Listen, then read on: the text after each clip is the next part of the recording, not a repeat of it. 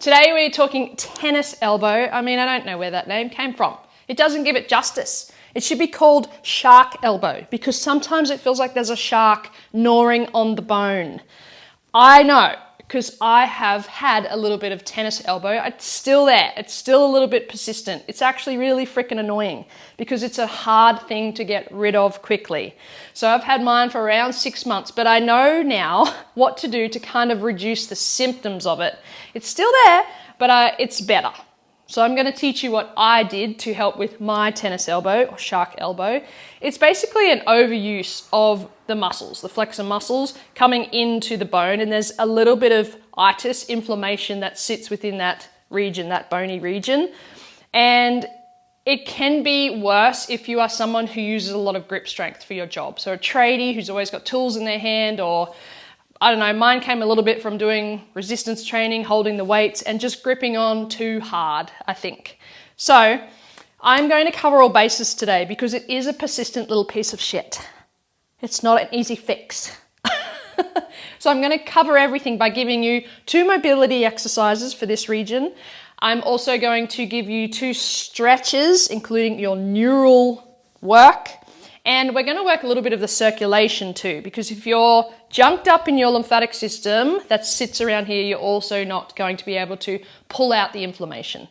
So let's get into it. The best things that I have found that have worked for mine is these 2 stretches. Number 1 is a neural glide. Now you can't physically stretch a nerve, but you can make it a little bit more resilient through the movement patterns. But a nerve can also become very immobile. So we want to make sure that the radial nerve that sits and travels all the way through the shoulder and down through the elbow is moving a little bit better. Now, because that radial nerve travels from the shoulder as well, I'm also going to give you a shoulder opening stretch because I found that when I'm really tight in the chest, it flares up here way worse. Number 1, what I want you to do is palm facing up. You're going to cross your thumb over to your little finger. You're going to turn your arm away and then flick your hand away from you also. Now you're going to pull your arm out and you should feel a little bit of a twang. You're going to tip your head to the opposite side and just do a little neural glide. So that you should feel kind of a twang coming down through the arm. Now you can play around with that by twisting the arm wherever you feel that more. I feel that when I really kind of pull out. So if I'm trying to slip something up into the roof over there in a really awkward way, up and down. Now what I want you to do is instead of driving your shoulder up to the roof, you're going to draw it down to the floor, keep it pulled down through your rib cage, and now do it. That's going to activate that nerve a little bit more. So imagine coughing, keeping the cough, all the muscles on, and then do that little glide.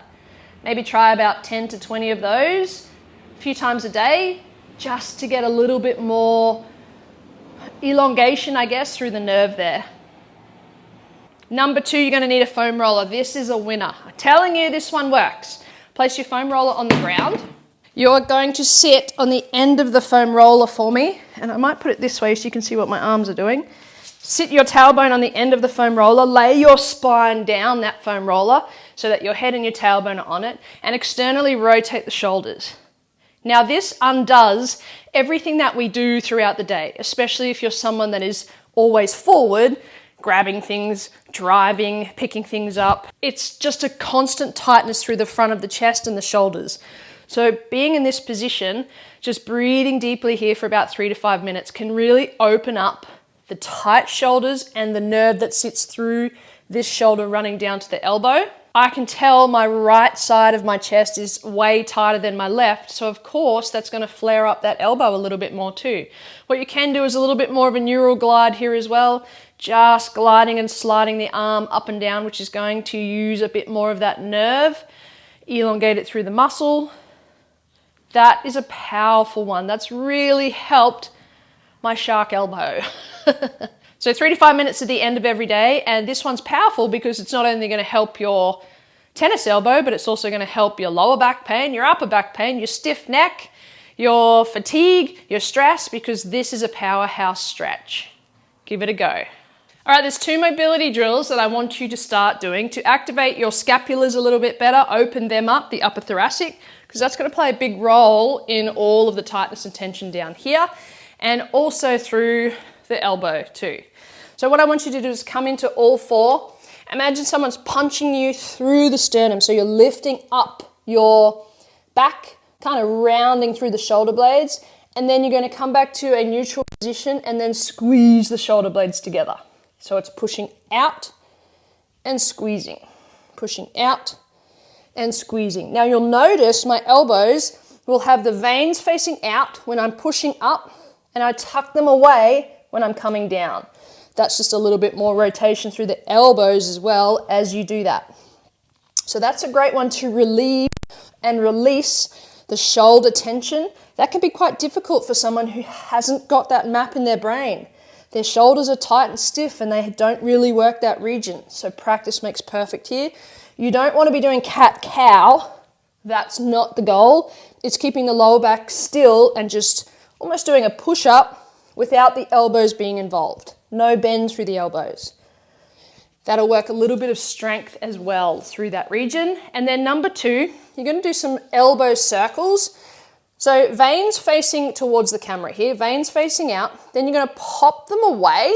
So now my elbow is facing you. I'm going to loop around so that I end up with those veins facing out.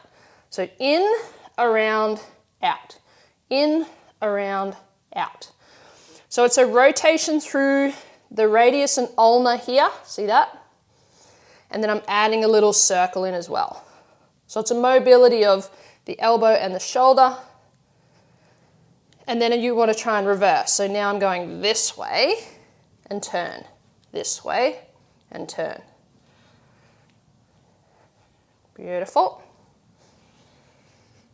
Maybe about 10 or 20 of those every time you think of it. A few times a day would be great, a couple of times a day. Here's an extra little sneaky mobility drill that is kind of like that one we did on the ground, but without the resistance, because sometimes that might be a little bit too painful for you to do, so you can do it without the resistance on top. Imagine you've got a bowl in your hand. You're going to turn, so you don't want to spill the contents in the bowl. You're going to turn the bowl in and then back out. In and around and back out. So that's going to mobilize all of this joint structure here. You can hang on to your upper part of your arm to try and stop you from overusing the shoulder. So it's just the elbow and the wrist that are going to do that movement. Good. That might give you a little bit of relief, but also a little bit of strength through that elbow too. All right, now let's get into the junk part. Your lymphatic system is a part of your circulatory system. It will help pull out inflammation.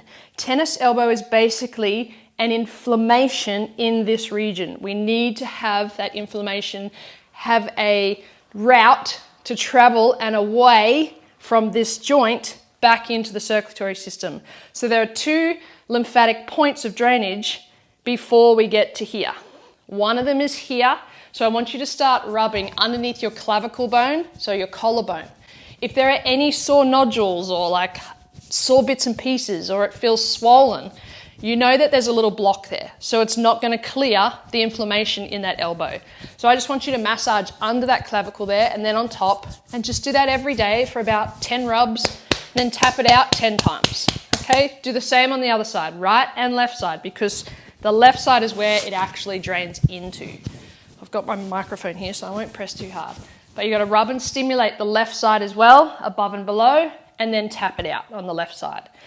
Number two is under the armpit. So you are going to massage under your armpit, all the way down through the chest, because the elbow will drain up into these nodes and then into these nodes. So we've got to make sure the runway's clear for that inflammation to get out. So rub and stimulate there 10 times and tap 10 times. Same as the other side. Under the armpit, rub and stimulate, tap 10 times. And then the area that's sore, so mine is the right, you're just going to push everything up that arm, past the elbow. The sensation's good for the elbow too, but you're basically helping with blood flow through this region. You'll already notice when I do that, you can see parts that are pulling out heat in my body. So around the elbow, up through here as well. So when you do that, that's going to clear the runway, take all the gunk hopefully back up, and dump it back into your circulatory system and give you a little bit more freedom and flow in that elbow. So there's a few exercises that you can try. As I said, this is a persistent little piece of shit. Tennis elbow, because the more you flex, the more you grab something, the more it's going to irritate it. So obviously the best bit of advice I can give you is don't pick heavy stuff up for a while. The other good bit of advice I can give you is try not to constantly bend the elbow. So if you sleep like this, like I do, during the night I try and consciously pull my arm out straight. So at least there's a bit of a better flow situation happening there also. I hope that helps. Let me know how you go with your tennis elbow. Let's call it shark elbow, and I'll see you next time.